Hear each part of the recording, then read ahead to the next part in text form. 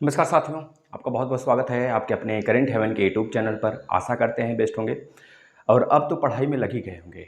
साथ ही यह 13 नंबर का लेक्चर होगा मैथ का, जिसमें हम लोग पूरा 15 नंबर वाला जो सेक्शन है उधर मैथ का जो कैलकुलेटिव आता है उसको हमने कंप्लीट कर लिया है। बच्चे प्लेलिस्ट में आकर अब जरूर देखेंगे। और जो प्रशिक्षु पैगोलॉजी वाला सेक्शन, उसमें ज़्यादातर प्रैक्टिस ही करना होता है, तो उसके भी 4-5 लेक्चर ऐसे हैं थ्योरेटिकल जो हमने पूरा किया।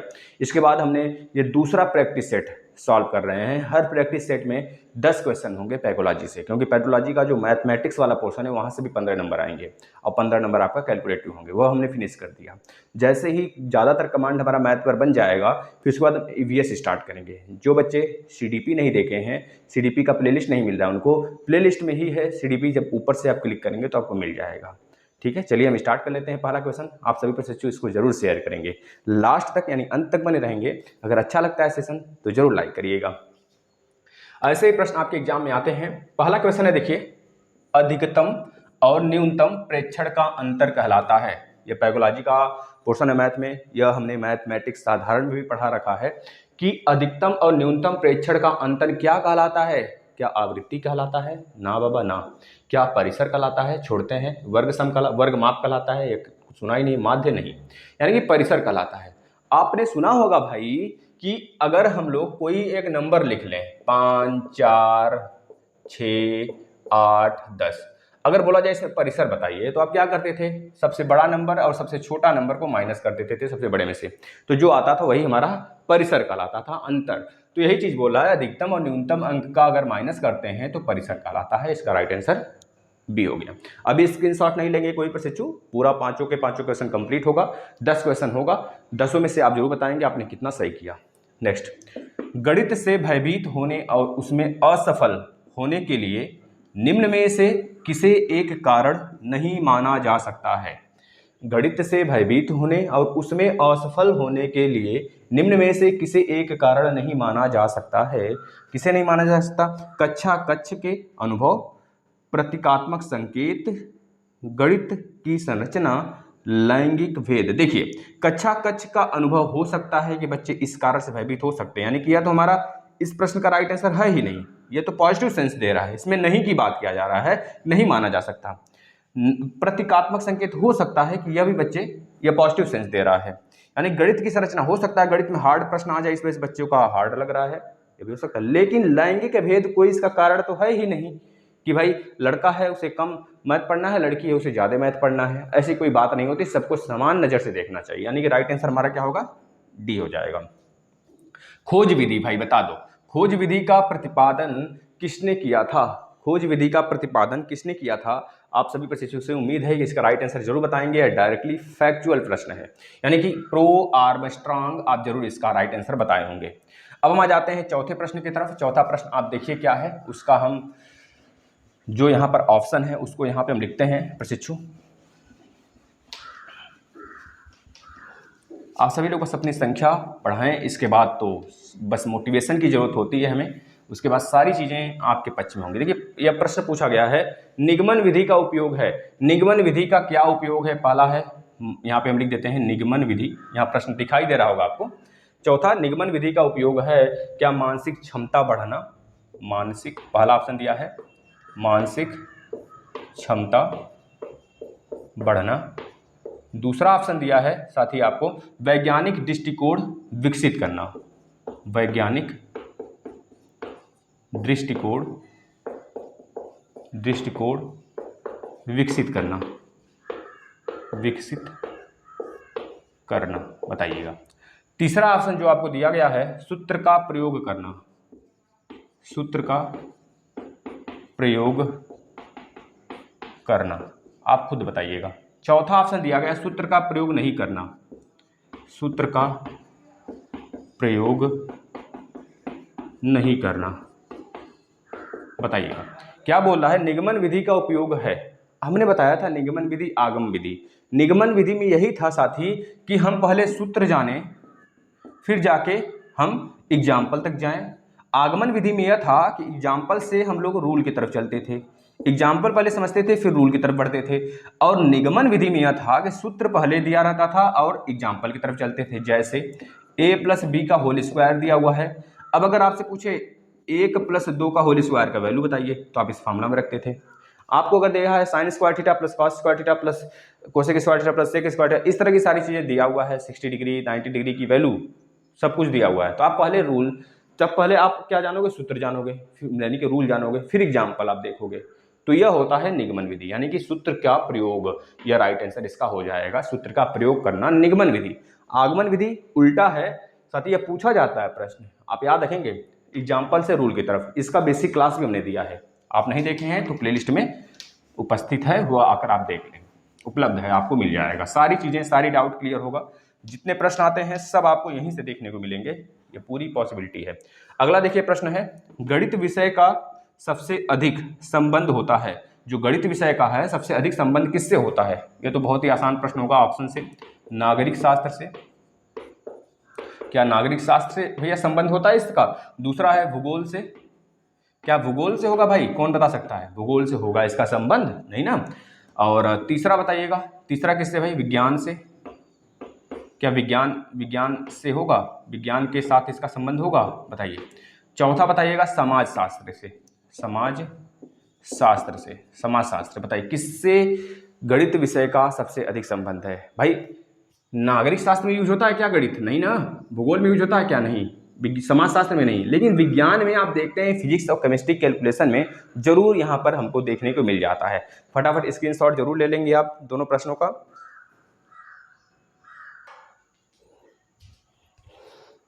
फिर आपके सामने 5 प्रश्न हैं, तो ये भी बहुत ही प्रभावशाली प्रश्न है साथी, ये भी कहीं ना कहीं पूछे गए हैं सीटेट में, बहुत ही सेट में आपको मिल जाएगा। चलिए देखते हैं, आपको अगर सेट लेना है तो सेट जरूर लीजिएगा, लेकिन इस सेशन को आप जरूर सॉल्व करिएगा, क्योंकि सेट में अगर आप सॉल्व करते हैं तो अपने आप का एनालिसिस नहीं कर पाते हैं, लेकिन यहाँ पर वो भी चीज़ें समझाई जाती हैं जो इस प्रश्न से रिलेटेड होते हैं। तो 5 प्रश्न आपने किया, अपना स्कोर लास्ट में जरूर बताएंगे साथी। पहला देखिएगा, मतलब छठा, वह उद्देश्य जो शिक्षक गणित पढ़ाने के बाद कक्षा में ही प्राप्त कर लेता है उसे कहा जाता है।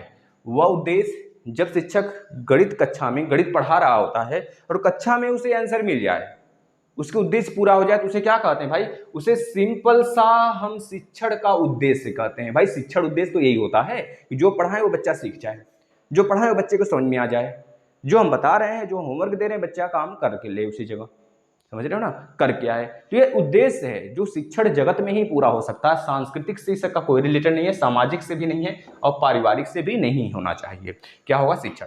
गणित शिक्षण में मूल्यांकन में ब्लूप्रिंट क्या है? हम आपको बता दें, चाहे ब्लूप्रिंट आपका पर्यावरण में पूछ ले, चाहे सीडीपी में पूछ ले, चाहे मैथमेटिक्स में पूछ ले, ब्लूप्रिंट में याद रखना प्रश्न पत्र, प्रश्न का जरूर जिक्र होना चाहिए। अगर प्रश्न का जिक्र है तो वही राइट आंसर होगा। यह ट्रिक है इसका, जहां जहां ब्लूप्रिंट आता है, हो सकता है आपको एक ही सेट में 2-2 3-3 जगह ब्लूप्रिंट मिल जाए, पर्यावरण वाले पैथोलॉजी में मिल जाए, चाहे मैथ वाले में मिल जाए, इस तरह से, मतलब समझ रहे हैं। तो आप याद रखना, जब निर्माण की आधारशिला रखी जाती है किसी भी प्रश्न पत्र का, किसी भी प्रश्न पर अगर निर्माण की आधारशिला होती है, वही हमारा क्या कहलाता है? ब्लूप्रिंट कहलाता है। अब फटाफट हम 8वें प्रश्न पे आते हैं, इसका स्क्रीनशॉट ले लेंगे आप लोग फटाफट। चलिए 8वां प्रश्न देखिए क्या है, उसका हम यहां पर एमसीक्यू लिखते हैं, मतलब कि ऑप्शन लिख देते हैं। क्या बोल रहा है? गणित के नियम और निष्कर्ष कैसे होते हैं? गणित के नियम और निष्कर्ष कैसे होते हैं? ऑप्शन नंबर 1 वस्तुनिष्ठ होते हैं, वस्तुनिष्ठ होते हैं, फटाफट बताएंगे। ऑप्शन नंबर बी बताएंगे सार्वभौमिक होते हैं, सार्वभौमिक। क्या सार्वभौमिक होते हैं? ऑप्शन नंबर सी दोनों, यानी कि सार्वभौमिक और वस्तुनिष्ठ दोनों। और ऑप्शन नंबर डी इनमें से कोई नहीं, नन ऑफ दीज। फटाफट आंसर इसका दीजिए। तब तक हम लिखते हैं 9वें नंबर का, यह 8वें का है एमसीक्यू, इसका है। अब 9वें का देखिएगा, 9वें का ऑप्शन नंबर ए लिखिएगा, प्राथमिक स्तर पर गणित का क्या महत्व है? प्राथमिक स्तर पर गणित का क्या महत्व है? सांस्कृतिक से है, सांस्कृतिक से है। सांस्कृतिक मतलब संस्कृति आपकी बढ़ेगी। दूसरी चीज ऑप्शन नंबर बी लिखिएगा, ऑप्शन नंबर बी सामाजिक, सामाजिक, समाज में आप सर्वाइव कर पाओगे, सामाजिक क्या बढ़ेगा? सामाजिक दायित्व तो बढ़ेगा आपका।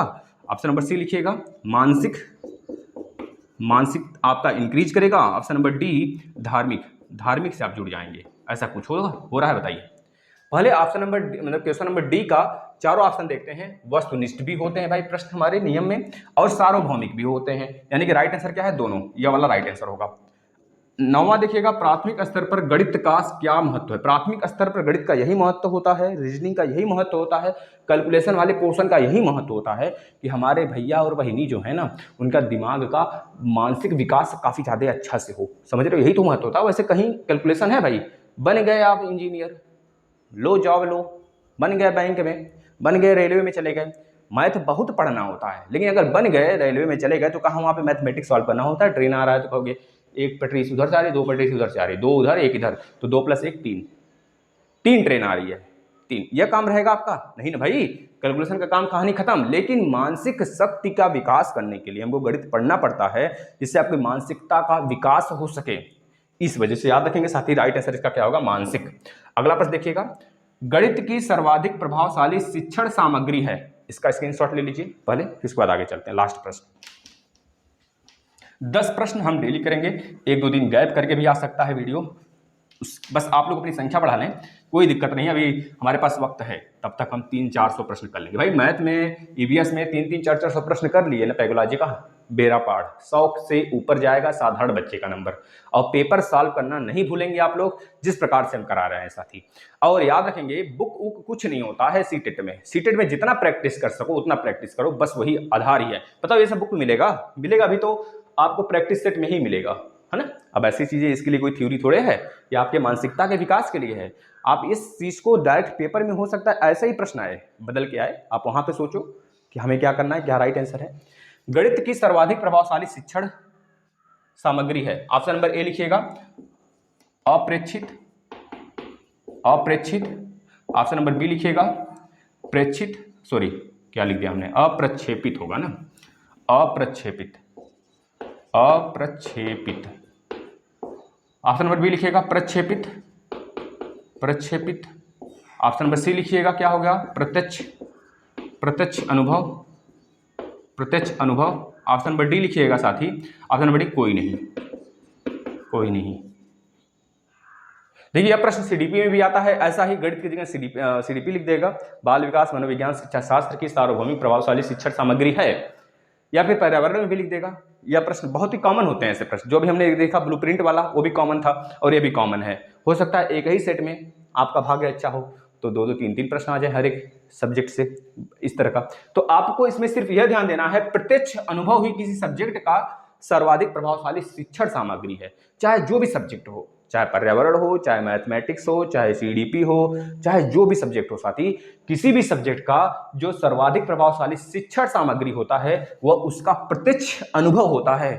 प्रत्यक्ष अनुभव इन्वायरमेंट में रह के आप कर सकते हो, बता सकते हो गर्मी है कि ठंडी की बरसात है क्या है। घर में रह के, विदेश में रह के थोड़े बता सकते हो कि भारत का माहौल कैसा है ना। आप जहां पे हो प्रत्यक्ष अनुभव डायरेक्ट कर सकते हो। आपको मैथमेटिक्स आती है, प्रत्यक्ष अनुभव उसका कर सकते हैं। अगर सॉल्व कर पा रहे हैं तो भैया हाँ, साक्षात हम आपके सामने हैं, 2 न्यूमेरिकल सब सारा सॉल्व कर दें, ऐसा होना चाहिए। यह प्रत्यक्ष अनुभव कहलाता है। यह रहा आपके 10 के 10 प्रश्न। ऐसे ही डेली हम करते हैं 10 के प्रश्न। आप लोग अभी तक चैनल को सब्सक्राइब नहीं किए, सब्सक्राइब जरूर कर लेंगे साथी।